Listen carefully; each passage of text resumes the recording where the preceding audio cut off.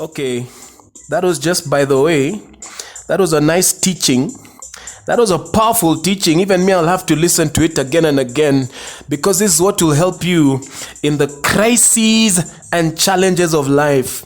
Now, if I can only remember where I was going to Mark chapter 11, still in the topic of faith, because I was trying to say that some of these things we do, they're just aids and props to help our faith, but the actual faith is your heart and mouth. So someone will sow a seed or give an offering at the altar just to release their faith, and that's okay.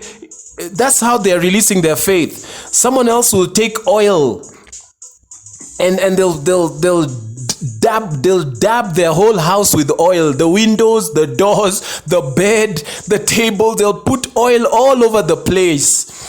Well, if that's how they release their faith, then let them use that to release their faith.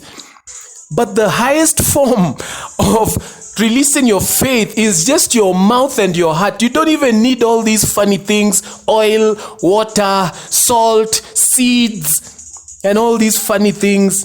These preachers, or let me say us preachers, we really do that a lot just, to get the needs of the ministry. So we'll tell you to sow a seed because the ministry has a need. I have to pay for the TV. I have to pay for the radio airtime. I have to pay for the staff and the electric bill and the water and everything, the facility, the building, the rent. Okay, so please sow a seed. Here's my phone number, 00000. You see? But I'm not faulting it necessarily, because some people use that to exercise their faith, because you sow a seed and you use your faith and your faith brings you the miracle. But look at what Jesus said. And it's just so simplistic that even a child who doesn't even have money to sow a seed can do it.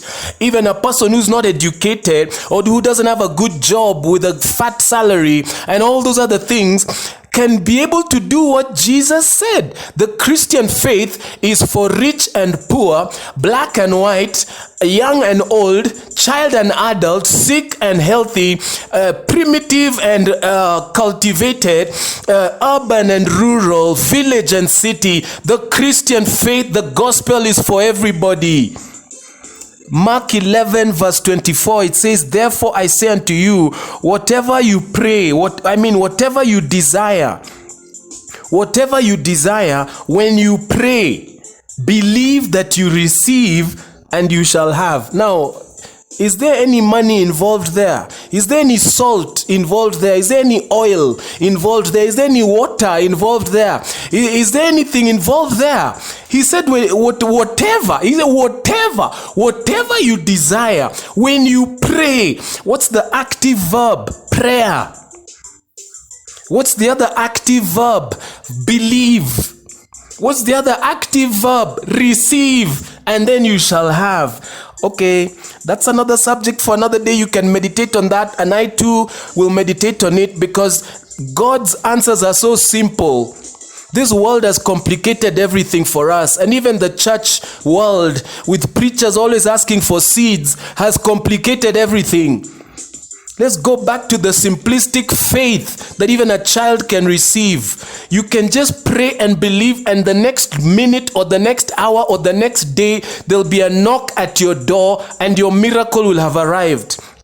There'll be a phone call on your smartphone and a WhatsApp message, and a miracle will have already arrived. But if you want to use your faith in other ways, you can still do that. You can still sow a seed. You can still run around the building 5 times, baptize yourself 15 times, and so on and so on. Whatever you feel like doing to release your faith, to show your faith, to take a step of faith, to stretch your hand, you do that. But your faith will bring you the miracle. Ladies and gentlemen, I'm now going back to the book of Revelation, so that we wind up today's preaching, of which the theme was, let's go higher, receive your new level, receive your new level. God is giving you a new level.